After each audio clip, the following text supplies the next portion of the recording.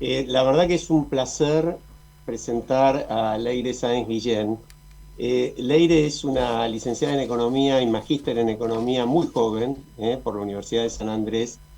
Y realmente resalto lo de muy joven porque Leire tiene una trayectoria muy, muy fuerte, muy interesante en Argentinos por la Educación, una organización importantísima para la Argentina porque desde hace 5 años que están trabajando fuertemente en forma independiente, federal y plural para mejorar la educación y contribuir a transformarla. Estos son los objetivos de un grupo integrado por mucha gente joven. Leire es una de sus analistas y ha contribuido con informes realmente significativos, los últimos sobre todo, y por eso quisimos traerla e invitarla. No la veo en pantalla, mi querido Leo, ahí la tenemos, ahora sí. Leire, ¿cómo te va? Buenas tardes. ¿Cómo va? Buenas tardes, gracias por la invitación. Mira, yo quería empezar con una pregunta. Hay un video muy fuerte de presentación de ustedes en Argentinos por la Educación que yo le recomiendo a todo el mundo que entre al sitio web. Es muy fácil, lo googlean Argentinos por la Educación y entran. Y ese video dice solo de 16 de cada 100 niños llegan al último año de la secundaria en tiempo esperado y aprendiendo lo que tienen que aprender. Una cifra demoledora. Contanos cómo trabajan, contanos la cifra, contanos la trascendencia y contanos cómo se puede empezar a resolverlo. Bien, bueno, tal cual mencionas, ¿no? Esta cifra lamentablemente es muy baja. Un poco para poner en contexto de cómo venimos trabajando nosotros, cada 15 días en Argentinos por la Educación publicamos un informe, siempre en base a datos cuantitativos, datos públicos, con el objetivo de un poco la frase que nos guía sería lo que no se mide no se mejora. Si no tenemos datos específicos en educación, es muy difícil hacer política educativa que justamente esté focalizada en lo que más necesitamos. Yendo a este dato que vos mencionás en particular, nosotros, bueno, viendo las trayectorias, yo diría que las dos caras de la moneda en términos de los indicadores educativos serían los indicadores de cantidad por un lado y los indicadores de calidad por otro lado. ¿Qué sería esto? ¿No? Los indicadores de cantidad básicamente es, bueno, el acceso, la cobertura escolar, básicamente que el chico en edad escolar esté en la escuela. Y eso lo que vemos es que en los últimos 15, 20 años en Argentina venimos mejorando. Sería nuestro logro en educación, es que cada vez tenemos más chicos en edad escolar efectivamente dentro del sistema educativo y ronda alrededor de un entre 90 y 95% de los chicos actualmente está en la escuela, lo cual obviamente, bueno, de nuevo es positivo y es el primer paso para después ver cómo mejoramos. ¿Qué pasa con la otra cara de la moneda, que son los indicadores de calidad? Acá es donde lamentablemente, a medida que priorizamos la integración, que se fueron integrando más chicos al sistema educativo, vemos que esto vino, bueno, de la mano de un detrimento en los aprendizajes, ¿no? Porque obviamente cuando uno prioriza la integración, inevitablemente es un poco más laxo en todo lo que serían los aprendizajes para poder lograr integrar más y que el chico no abandone. Entonces vimos que esto vino un poco esta tendencia de la mano de este detrimento en todo lo que sería la calidad en los aprendizajes. Y ahí vamos a ese número que vos mencionás, ¿no? Que de cada 100 chicos que empieza primer grado, cuando vamos 12 años después, únicamente en tiempo, es decir, bueno, con la edad que deberían llegar al último año de la secundaria, que sería 17 años, vemos que llega alrededor de un 65% de los chicos, o sea que bastante alto dentro de todo en edad escolar. Obviamente después hay alguno que otro chico que llega con un par de años rezagado, pero básicamente llegan todos. Cuando cruzamos este indicador con calidad, ahí es donde el indicador se desploma a este 16, que ahí ya lo actualizamos y es 13 de cada 100, ¿no? Bajó un poquito más incluso el indicador. O sea que, de nuevo, toda la parte de la cantidad de los chicos que están, de incluso los que llegan en edad adecuada, viene mejorando cuando cruzamos este indicador con, bueno, cuántos llegan con los conocimientos básicos de lengua y matemática al último año de la secundaria. Vemos que este número cae a 13 de cada 100 chicos, ¿no? Entonces, bien que el problema viene del lado de lo que sería la calidad y de nuevo, yendo a las materias básicas, únicamente lengua y matemática estaríamos viendo acá. Yo voy a dejar por el momento de lado todas las preguntas que tengo para hacerte, porque quiero mencionar, hacer referencia e invitar a quienes nos escuchan a que visiten el sitio. a que visiten el sitio Argentinos por la Educación. Allí se van a sorprender porque Alejandro dijo que Leire es muy joven, pero yo agrego casi todos los integrantes de esta organización son muy jóvenes. Hay algunos exministros también no tan jóvenes, pero la mayoría sí lo son. Y además, otro dato interesante, la mayoría son mujeres. Me desmentirás si no es así. Y quiero mencionar cuál es la misión de Argentinos por la Educación, que es transformar la educación argentina con datos, consensos y campañas.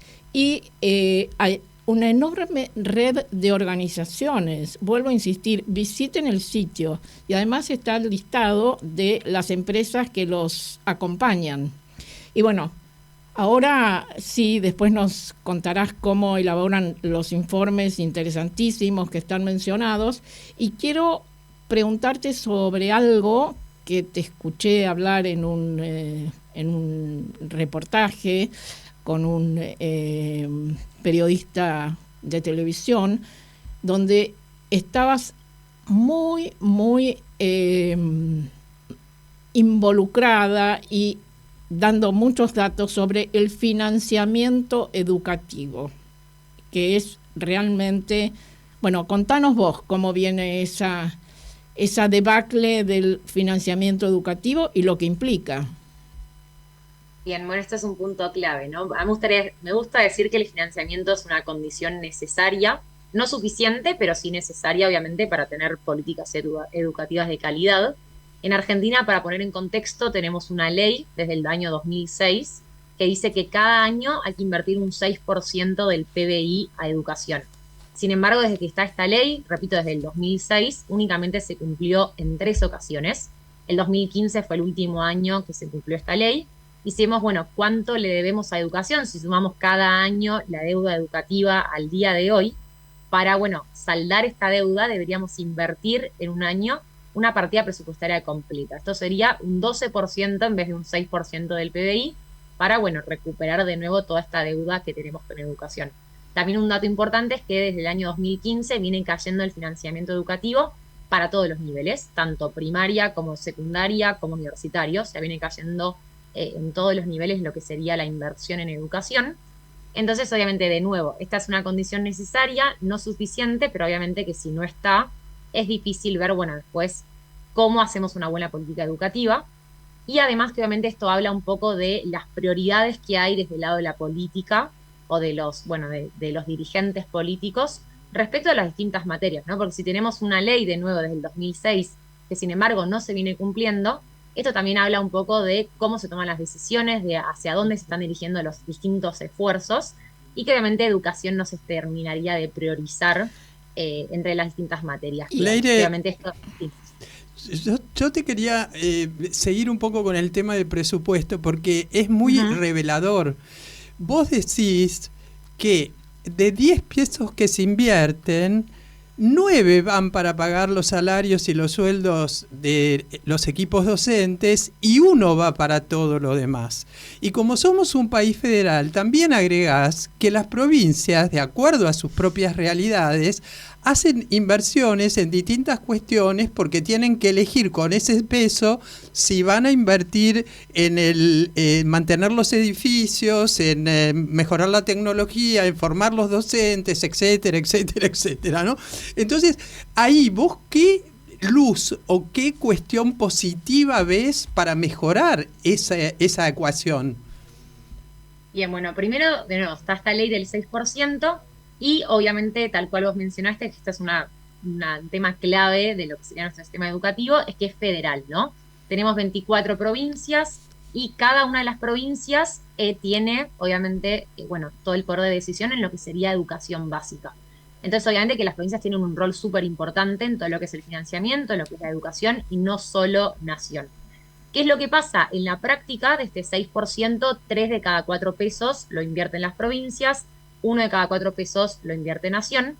Acá el tema de la ley es que la ley no especifica qué porcentaje exacto tienen que poner las provincias o la Nación, y obviamente cada una de las provincias. Entonces, todo que no esté especificado en la ley, lo que termina sucediendo es que no hay incentivos, obviamente, a invertir, porque nadie me dice al final del día cuánto es lo que tengo que invertir. En la práctica, de nuevo, sucede esto de 3 de cada 4 de las provincias, 1 de cada 4 pesos de la nación.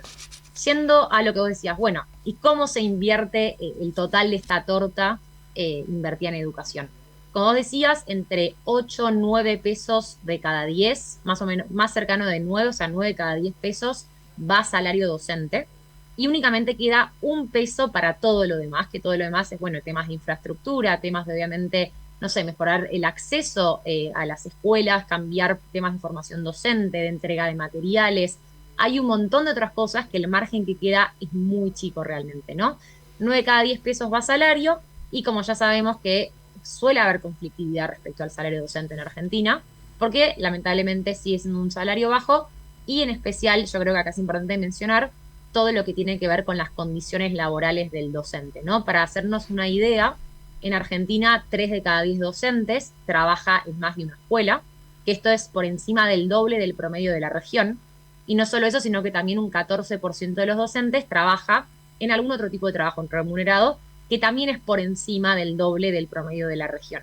Entonces, obviamente, esto también está hablando de una necesidad del docente argentino de, bueno, tener que buscar un segundo salario, ya sea en otra profesión, en otra escuela, de nuevo, superando lo que sería el promedio regional, y esto obviamente hace que al final del día lo que solemos ver es que el docente en busca de esta mejor condición o este mejor salario suele rotar bastante de escuelas, y al final del día el chico, por ejemplo, sobre todo en escuelas vulnerables se ve mucho, es que el chico en vez de tener un único docente en todo el año, termina teniendo 2, 3, incluso 4, por esta gran rotación que tiene el docente, y obviamente el estudiante, sobre todo los más vulnerables, con tanta rotación, esto obviamente repercute en lo que es el aprendizaje, ¿no? Esta falta de continuidad pedagógica repercute en la enseñanza que termina teniendo el chico, y además, no solo esta rotación, sino que el docente que suele ir es un docente suplente, que el docente suplente en su mayor proporción es un docente joven, recién recibido del profesorado, que obviamente tiene menor experiencia, tiene menor antigüedad, y todo esto va retroalimentando un poco este ciclo o esta brecha de la desigualdad educativa entre los sectores más vulnerables y los sectores más favorecidos. Entonces, obviamente, habría que empezar a... Sí. Te cambio un poquito de tema porque no quiero que dejemos de tocar varios más. Como dice Marta, es para recomendar que nuestros oyentes entren en Argentino por la Educación y vean los informes, porque cada uno es muy interesante. Pero hay uno sobre un tema muy actual, que es el tema del uso del celular en el aula, donde ustedes concluyen que el 54% de los estudiantes argentinos de 15 años se distrae con su celular en clase, y es el porcentaje más alto de los 80 países que participaron en las pruebas PISA. Es decir, ¿cómo se encara ese tema, básicamente? Es decir, contanos un poco más del informe, pero sobre todo, ¿cómo piensan que se puede encarar el tema? Bien, bueno, tal cual mencionas, ¿no? Abordamos en uno de nuestros últimos informes este tema que hoy en día está tan en boga, que es el tema del uso del celular, de la tecnología, de la distracción que todo esto conlleva y cómo afecta a los aprendizajes. Porque obviamente también ahora está empezando a salir de, bueno, se prohíbe, no se prohíbe, se regula, no se regula, y obviamente nosotros quisimos ponerle datos a esto y ver efectivamente qué está pasando. Entonces, en primer lugar, usamos estas pruebas PISA, que son unas pruebas que se toman en 80 países del mundo a chicos de 15 años. Y el primer dato es este que vos mencionás, ¿no? El dato principal del informe. Una de las preguntas complementarias que se les hace a los chicos es si se distraen en el aula por usar su celular. Acá en Argentina, un 54% de los chicos de 15 años, o sea, más de la mitad de los chicos de 15 años contesta que efectivamente se distrae en el aula por usar su celular. Y, como vos mencionabas, es la proporción más grande de los 80 países participantes. En una segunda pregunta, cuando se les dice, bueno, se distraen porque un chico al lado suyo está usando el celular, ahí hay un 40% de los chicos que responde que se distrae porque un compañero usa el celular. Entonces no es solo el uso propio, sino que obviamente si tengo un compañero al lado mío que está con la pantalla, también me distrae. De nuevo, en esta métrica, lamentablemente, somos el país con mayor uso en los 80 países participantes. Y yo creo que acá lo importante son dos cosas a mencionar del informe. Una, se les pregunta a los chicos, bueno, ¿por qué se distraen tanto, no? ¿Por qué lo usan? ¿Qué es lo que pasa que hace que agarre el celular? Y se les pregunta si sienten presión a la hora de recibir un mensaje, una notificación, de responder inmediatamente ese mensaje o notificación que reciben. Acá Argentina, de los 80 países, es el quinto país con mayor proporción de chicos que tienen más presión de responder inmediatamente este mensaje ni bien lo reciben. Entonces, bueno, obviamente, si están en el aula, están, por ejemplo, ahora que se empezó también a leer textos en PDF o a usar más los recursos tecnológicos incluso para el aprendizaje, ¿qué pasa? Al chico le llega la notificación, el mensaje, y ahora como les mencionaba, que en Argentina, por la dinámica social, resulta que hay una gran presión de contestar en el momento. Esto hace que el chico, por ejemplo, si está con el celular viendo un PDF de la materia o incluso, bueno, usando el celular por el mero hecho de usarlo, le llega el mensaje, sale del PDF, responde el mensaje, vuelve, y todo esto hace que se interrumpa mucho la dinámica del aprendizaje. Porque, bueno, otra de las cosas que mencionamos importantes de este informe es que efectivamente hay una correlación negativa entre mayor uso del celular, mayor distracción, con los resultados educativos que al final el chico obtiene. Entonces, un poco lo que planteamos en el informe, ya lo que estamos viendo es que hay muchos países, no solo en Argentina, que se está empezando a regular este uso, se está empezando a prohibir o a ver, bueno, en el aula cómo se puede bajar este uso, especialmente porque se vio esto, ¿no? De que el chico, inclusive cuando está viendo temas pedagógicos en un celular, por ejemplo, un PDF de lectura o viendo un programa de matemática o cualquier cosa que va a buscar en el celular, incluso en ese contexto, el nivel de aprendizaje es menor que si lo hace con el libro de texto, con lápiz, con papel, como hacíamos antes. Entonces, en muchos países se está volviendo para atrás, está teniendo resultados positivos, o sea que cuanto más se prohíbe, más se regula, de vuelta repuntan los aprendizajes. Entonces, bueno, dado que en Argentina también vemos en ese informe que es uno de los países con menor prohibición, estaría bueno empezar a repensar si, bueno, empezamos a, por lo menos en una primera estadía, prohibir más o regularlo, por lo menos que en el aula no esté, que lo usen en los recreos, pero sí, obviamente está toda esta dinámica de que afecta el aprendizaje y que, bueno, somos un país que se usa mucho, que siente esta presión, como les mencionaba, por usarlo mucho. Entonces habría que empezar a pensar políticas que ayuden a regular su uso en pos de mejorar los aprendizajes. Yo querría preguntarte por algo que también influye en el aprendizaje, que es el tema, la relación entre nutrición y aprendizaje. Y vos en muchas de las entrevistas y en los trabajos y demás, insistís en esta cuestión que inclusive haces la proporción de aquellos que se alimentan en el colegio, pero que no sabemos si se nutren o no, y haces todo un análisis de lo que pasa en las distintas provincias, porque cada provincia define qué va a dedicar a qué tipo de alimentación y si esta alimentación está asociada con nutrición que efectivamente influye en el aprendizaje. ¿Nos podés desarrollar un poquito esta perspectiva? Bien, bueno, lo que pasó en los últimos años en la escuela argentina es que más allá de tener este rol del aprendizaje, que es bueno el rol principal y el rol más tradicional de la escuela, empezó a ampliarse hacia distintos roles más sociales, ¿no? También obviamente por el contexto económico y social del país. Por un lado, bueno, surgieron los famosos comedores escolares, como vos recién decías. Aproximadamente entre un 25 y un 30% de los chicos actualmente en la escuela tiene la comida que tienen en el día, la única comida que tienen en el día. Alrededor de un 25% de los chicos la buscan en la escuela, lo cual es una proporción súper alta. También otro tipo de roles sociales que vemos es que, por ejemplo, cuando el chico sufre de violencia en el hogar, una gran proporción de los chicos acude al docente para, bueno, tener esta persona de contención, de confianza. Entonces es verdad que la escuela empezó a tener este rol más amplio. Yendo a lo que vos decías de, bueno, ¿qué pasa con la nutrición? Desde ya que hay una relación súper positiva entre cuanto más nutrido está el chico, cuanto más alimentado esté, mejor le van los aprendizajes. Y acá la clave son los primeros años de vida, ¿no? Hay una gran relación entre los primeros años con la nutrición del chico, incluso también con el aprendizaje del chico. O sea, por ejemplo, vemos que el chico que acude al jardín de infantes versus el que no acude al jardín de infantes tienen trayectorias escolares muy distintas. O sea, efectivamente hay un rol súper positivo de empezar la escolaridad cuanto antes. Esto entra un poco en la ventana de, bueno, los años clave, que son de vuelta los primeros años de 0 a 5 años más o menos, que habría que aprovechar esto de la nutrición, esto de empezar la escolaridad lo antes posible.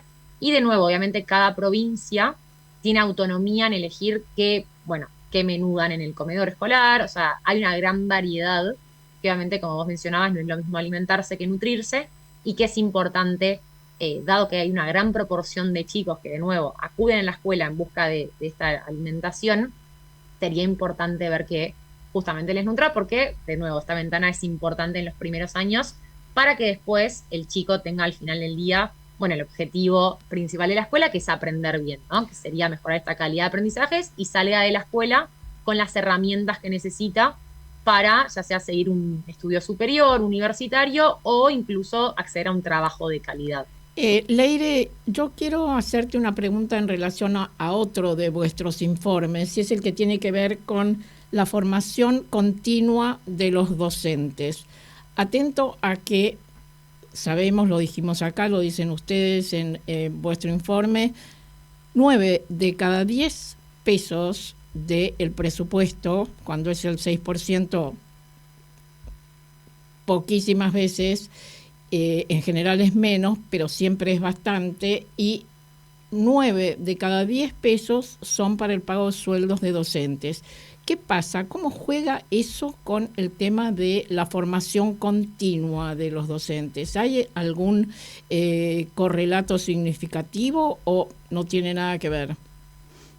Bien, bueno, el tema de la formación continua básicamente es que en Argentina, cuando el profesor, bueno, el docente termina el profesorado, tiene la opción de, bueno, o seguir lo que sería un segundo título, que puede ser una maestría, un postítulo, una diplomatura, o lo que se llaman los famosos cursos, que los famosos cursos de formación continua es algo obligatorio para el docente. O sea, si el docente quiere ascender en su carrera docente, tiene que acceder a estos cursos, tiene que seguir formándose, que, bueno, por lo general lo ofrece la provincia. También, obviamente, hay, bueno, podría haber cursos privados, pero por lo general lo ofrece la provincia, también en función de lo que necesites. No sé, por ejemplo, si ve que hay una falencia en lengua, en matemáticas, se ofrecerían más cursos de esas asignaturas.